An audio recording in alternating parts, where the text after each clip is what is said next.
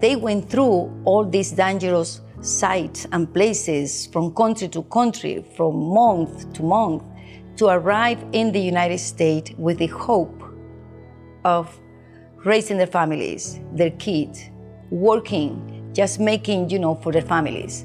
And then they realize that that's not it's not the fact.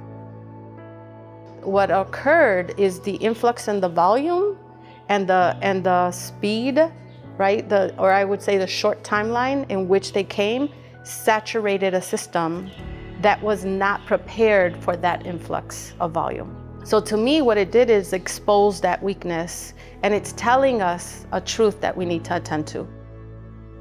They were here, they were hungry, they were helpless, and they were hurting. And then when you ask, what should we do? Well, we should be the hands, the ears, the eyes, the feet of Christ. And we believe that Christ would welcome them.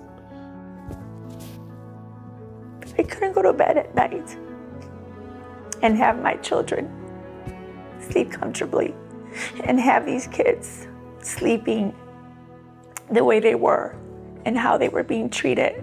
And so I couldn't allow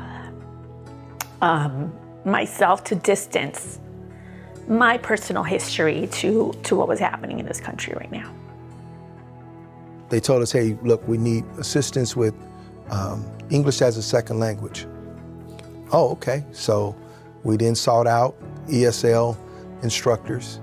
They said that, hey, they needed a good meal, so we provided a good meal.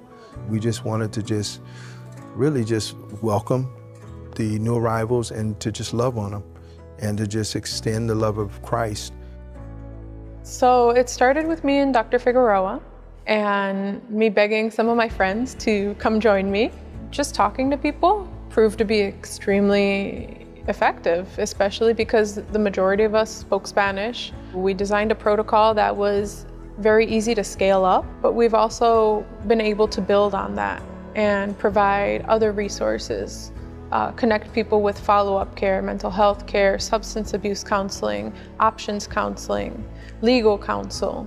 But I think at the center of everything, how we treat people has to go back to how much dignity are we willing to afford to people. It's really about building relationships and building, I would say, an ecosystem of dignity, and create something different for us to thrive. We started a banquet series to welcome the new arrivals, but also to help integrate them with the community members. The attendance ranged from 75 people at one banquet to 200 people at another banquet, so anywhere between that. But really the purpose of those was, we've got to engage the community and we've got to be able to bring people together. What's the easiest thing, the first thing we can do to make that happen? Put together a dinner, so. We have 10 new people that just arrived at the police station. So we were activate our volunteers, and we were there usually within like half an hour to an hour to drop off basic needs, food, water, and just to do an intake as well. And so we were sort of that middle person between city and some of the nonprofits as well. Generosity is what I've learned is that there is an abundance of generosity. There's also an abundance of precaution and fear. I had to use myself as the way to anchor for others that may not by themselves make those decisions, but because they trusted me and I would intervene or support in whatever ways, then that's what also built their trust to be able to help.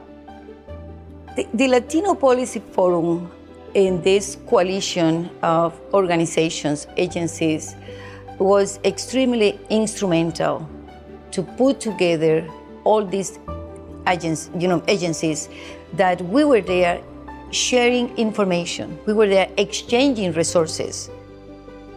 Welcome to Illinois was actually one of the first places we presented, and they let us share our GoFundMe link.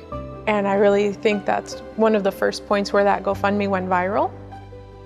From the very start of all of this, the Latino Policy Forum had the foresight to say we need to come together immediately. It feels like we're all on one ship and we're all going together instead of being in our own little silos. I commend them, you know, for having that and just having that kind of representation. And it needs to, you know, because that literally says in a powerful way, I see you.